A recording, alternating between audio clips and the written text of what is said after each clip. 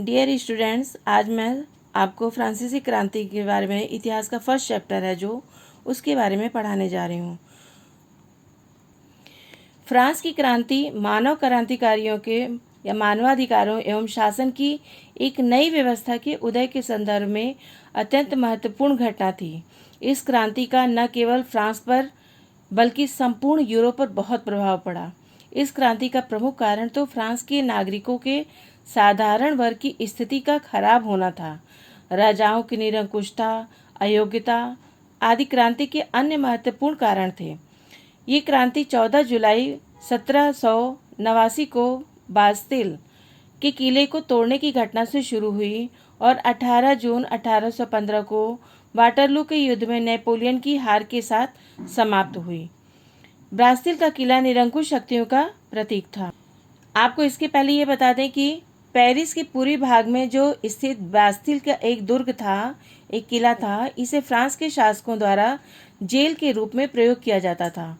इसे मुख्यतः फ्रांस के शासकों द्वारा स्थापित निरंकुश शासन का प्रतीक माना जाता था।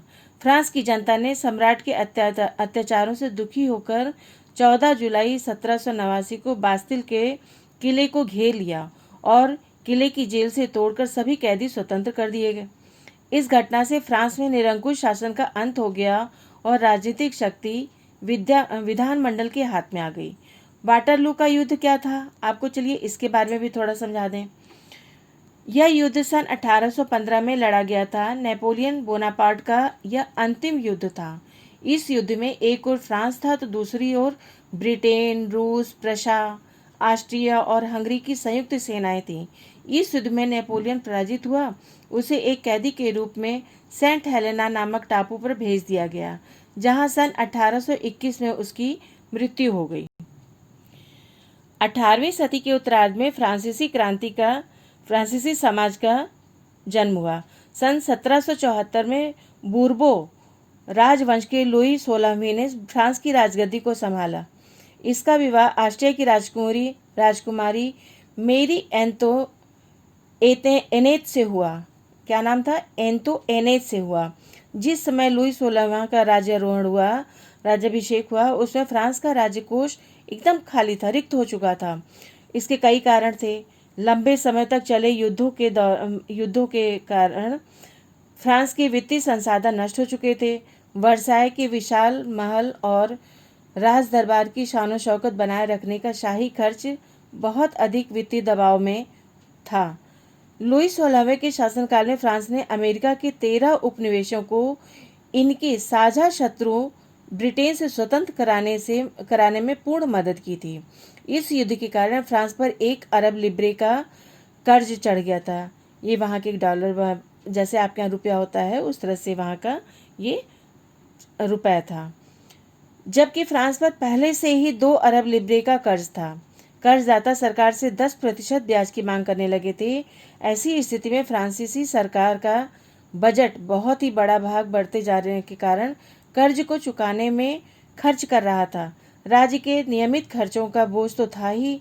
इस स्थिति से मुक्ति पाने के लिए सरकार के पास कोई रास्ता भी नहीं था, इसलिए वह करों में वृद्धि करने के लिए बाध्य हो गई। फ्रांसीसी समाज 18वीं सदी में 3 स्टेट में बटा हुआ था और केवल तीसरे स्टेट के लोग जनसाधारण ही कर अदा कर पाते थे। आपको ये बता दें, लिब्रे क्या था या उपनिवेश किसे कहते हैं। सामान्य रूप से अधीन राष्ट्रों को उपनिवेश कहा जाता है। फ्रांस ने जिन देशों पर सैन्य शक्ति के बल पर अधिकार कर लिया था वे उसके उपनिवेश कहलाए। जैसे अंग्रेज ने हम पर अधिकार कर लिया था तो अंग्रेज क्या थे, वो उपनिवेश कहलाए।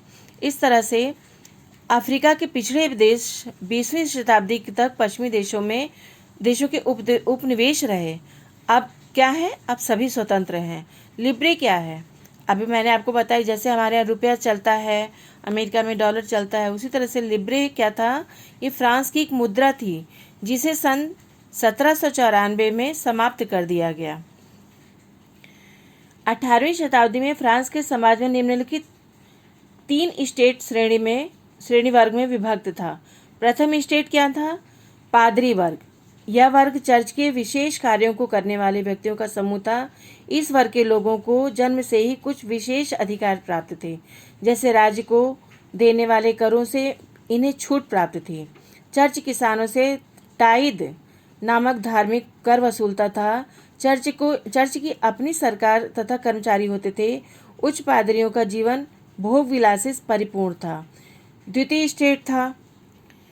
इस वर्ग में धनी और कुलीन व्यक्ति शामिल थे जो अमीर हुआ करते थे। ये जनता का शोषण करते थे। इन्हें राज्य को दिए जाने वाले करों से भी छूट प्राप्त रहती थी। इस वर्ग के सदस्यों को भी कुछ सामंती विशेषाधिकार प्राप्त रहते थे, जैसे सामंती कर जो ये किसानों से वसूलते थे। इस वर्ग को जनता से भेंट लेने का अधिकार प्राप्त था। ये किसी से जनता से इनाम ले सकते थे, उनसे कर्ज ले सकते थे, उनसे पैसा वसूल कर सकते थे, उनसे कर ले सकते थे। तृतीय स्टेट क्या था? तृतीय स्टेट जनसंख्या के शेष बचे सभी लोग तृतीय स्टेट से संबंधित थे, जैसे बड़े व्यवसायी, व्यापारी, अदालती कर्मचारी, वकील इत्यादि। इस वर्ग से संबंधित सभी लोगों के पास एक विशेषाधिकार सीमित था, जिन्हें राज्य को सीधे टाइल, जिसे प्रत्यक्ष कर के नाम से जाना जाता था, उसे देना पड़ता था। तृतीय स्टेट के सभी सदस्यों को टाइद नामक धार्मिक कर भी चुकाना पड़ता था। ये लोग कुलीनों को राजनीतिक और सामाजिक विकास में बाधक मानते थे, जबकि प्रथम स्टेट और द्वितीय स्टेट को क्या थी? ये बाध्यता नहीं थी। चलिए हम आगे बढ़ते हैं। जीने का संघर्ष क्या था? फ्रांसीसी क्रांति में फ्रांस की जनसंख्या 1715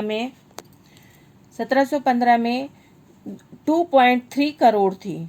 सन 1789 में यह बढ़कर 2.8 करोड़ हो गई। अनाज उत्पादन की तुलना में इसकी मांग में तीव्रता में बहुत वृद्धि हुई, किंतु उत्पादन उतना नहीं हुआ जितना होना चाहिए था।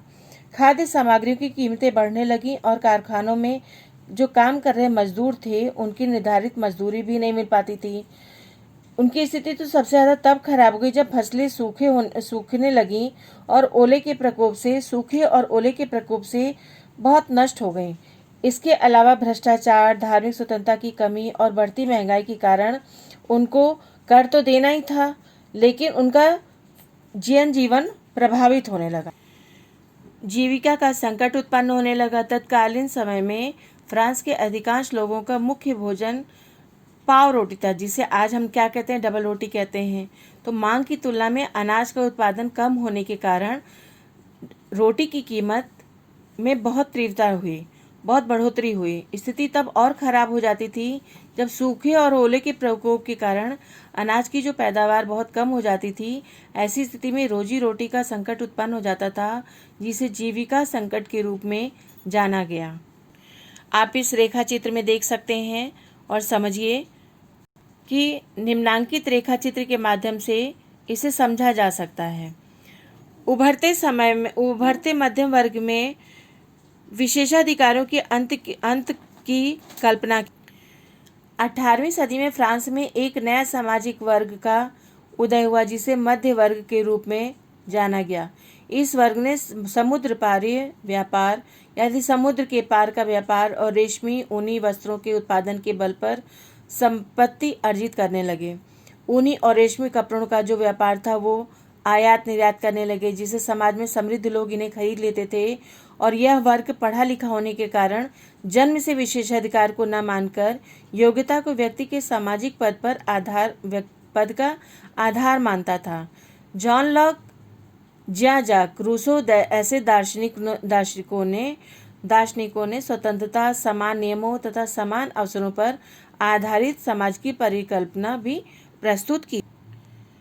जॉन लॉक ने अपनी कृति में टू ट्रीटाइजेस ऑफ गवर्नमेंट में राजा के दैवी और निरंकुश अधिकारों के सिद्धांत का भी खंडन किया।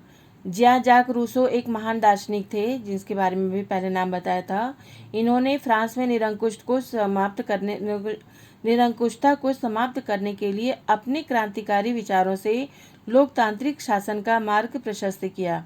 इनकी प्रसिद्ध जो रचना थी सोशल कॉन्ट्रैक्ट था, जिसमें इन्होंने कहा मनुष्य स्वतंत्र पैदा हुआ है, लेकिन प्रत्येक स्थान पर वह जंजीरों से जकड़ा हुआ है।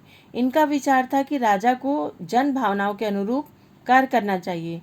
सामाजिक बंधन तथा राजनीतिक दास्ता की कटु आलोचना करते हुए भी इन्होंने राज्य को नैतिकता के लिए अनिवार्य बताया। रूसो के विचारों का फ्रांस की जनता पर बहुत गहरा प्रभाव पड़ा। मॉन्टेस्क्यू एक महान विचारक और लेखक थे। इन्होंने भी अपना विचार रखा। एक गणतंत्री लोकतंत्र के समर्थक थे ये राजा के दैवीय अधिकारों के सिद्धांतों के घोर आलोचक थे। इंग्लैंड की शासन पद्धति का इन पर बहुत गहरा प्रभाव पड़ा। ये फ्रांस में ऐसी ही शासन व्यवस्था चाहते थे। The spirit of the laws नामक अपने प्रसिद्ध ग्रंथ में इन्होंने अपने सिद्धांतों की विस्तृत व्याख्या की। मॉन्टेस्क्यू ने जो the spirit of the laws नामक रचना में सरकार के अंदर विधायिका, कार्यपालिका और न्यायपालिका के बीच सत्ता विभाजन की बात कही। जब संयुक्त राज्य अमेरिका में 13 उपनिवेशों ने ब्रिटेन से खुद को आज़ाद घोषित कर दिया तो वहां इस मॉडल की सरकार बनी। फ्रांस के राजनीतिक चिंतकों के लिए अमेरिकी संविधान और उसमें दी गई व्यक्तिगत अधिकारों की गारंटी प्रेरणा का एक महत्वपूर्ण स्रोत थी। प्राचीन राजतंत्र के तहत फ्रांसीसी सम्राट अपनी मर्जी से कर नहीं लगा सकता था और इसके लिए उसे स्टेट जनरल प्रतिनिधि सभा की बैठक को बुलाकर नए करों के अपने प्रस्तावों को मंजूरी लेनी पड़ती थी। फ्रांसीसी सम्राट लुई 16वें ने 5 मई 1789 को नए करों के प्रस्ताव के अनुमोदन के लिए स्टेट जनरल की बैठक बुलाई। प्रतिनिधियों की मेजबानी के लिए वर्साई के एक आलीशान भवन को सजाया गया। पहले और दूसरे स्टेट जो पादरी वर्ग था उस बैठक में अपने अपने 300 प्रतिनिधि भेजे और आमने सामने की कतारों में बिठाए गए। तीसरे स्टेट के 600 प्रतिनिधि उनके पीछे खड़े किए गए। तीसरे स्टेट का प्रतिनिधित्व इसके अपेक्षाकृत समृद्ध और शिक्षित वर्ग का कर रहे थे। किसानों, औरतों और कारीगरों का सभा में प्रवेश वर्जित था।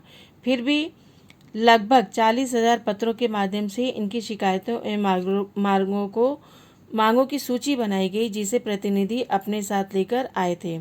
स्टेट जनरल के नियमों के अनुसार प्रत्येक वर्ग को एक मत देने का अधिकार था। इस बार भी लुई 16वें की इसी प्रथा का पालन करने के लिए दृढ़ प्रतिज्ञ था।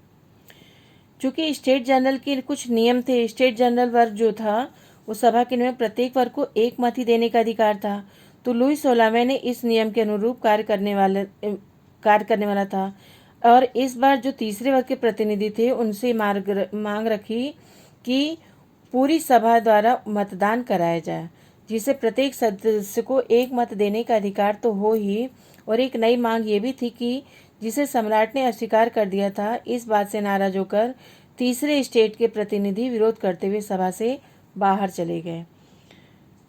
स्वयं के बारे में तीसरे स्टेट के प्रतिनिधियों की क्या मान्यता थी?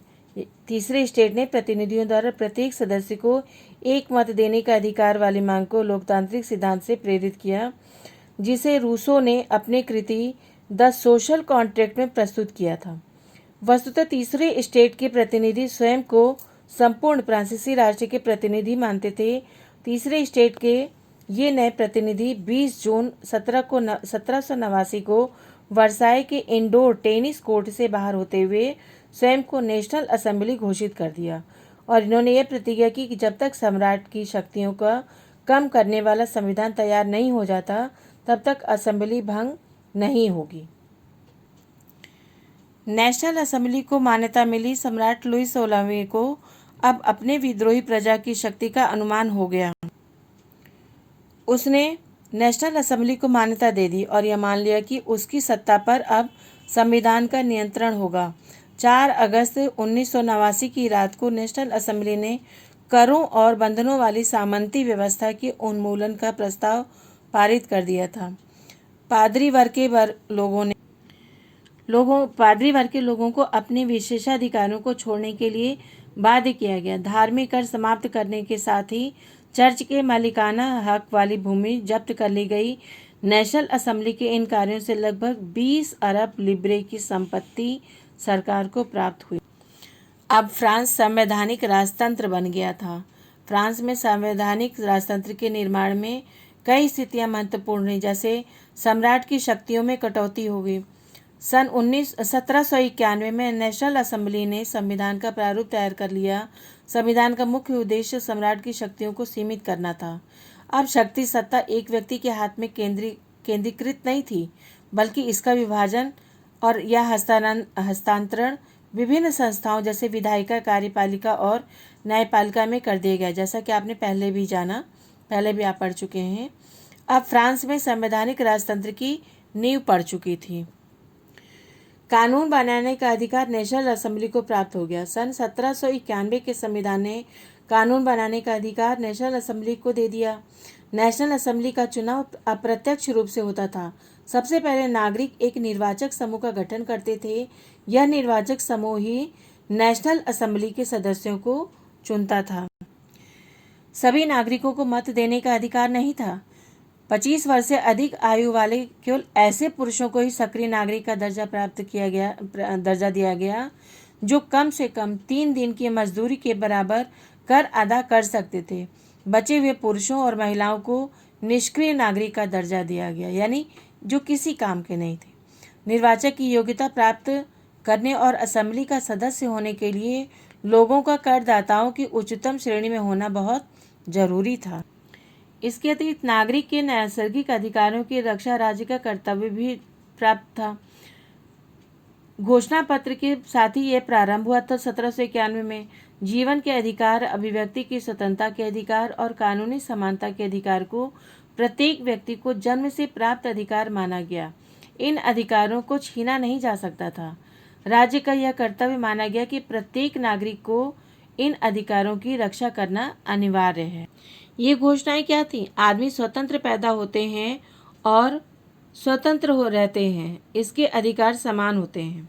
हर एक राजनीतिक संगठन का लक्ष्य आदमी के नैसर्गिक और सभी अधिकारों को संरक्षित रखना है। ये अधिकार है स्वतंत्रता, संपत्ति, सुरक्षा और घोषणा के प्रति विरोध का अधिकार।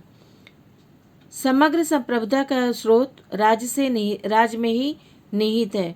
कोई भी समूह या व्यक्ति ऐसा अनाधिकार प्रयोग नहीं करेगा जिसे जनता की सत्ता की स्वीकृति न मिली हो। अर्थात प्रत्येक राजनीतिक संगठन का लक्ष्य आदमी के नैसर्गिक और अरण्य अधिकारों को संरक्षित रखना है। समग्र संप्रभुता का अधिकार स्रोत राज्य में निहित है। अतः कोई भी समूह या व्यक्ति ऐसा अनाधिकार प्रयोग नहीं करेगा जिसे जनता की स्वीकृति न मिले।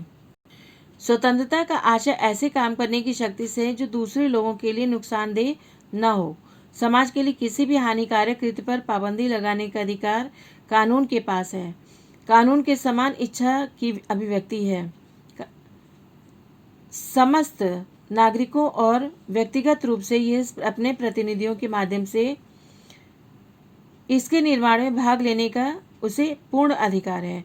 कानून की नज़र में सभी नागरिक एक समान हैं। सार्वजनिक सेना और प्रशासन के खर्चे चलाने के लिए एक सामान्य कर लगाना बहुत जरूरी है। सभी नागरिकों पर उसकी आय के अनुसार समान रूप से कर लगाया जाना चाहिए। संपत्ति का अधिकार एक पवित्र और अनुल्लंघनीय अधिकार है जिसे किसी भी व्यक्ति को इससे वंचित नहीं किया जा सकता था, जब तक कि विधि द्वारा स्थापित प्रक्रिया के तहत सार्वजनिक आवश्यकता के लिए संपत्ति का अधिग्रहण करना आवश्यक न हो। ऐसे मामलों में अग्रिम मुआवजा अवश्य देना चाहिए।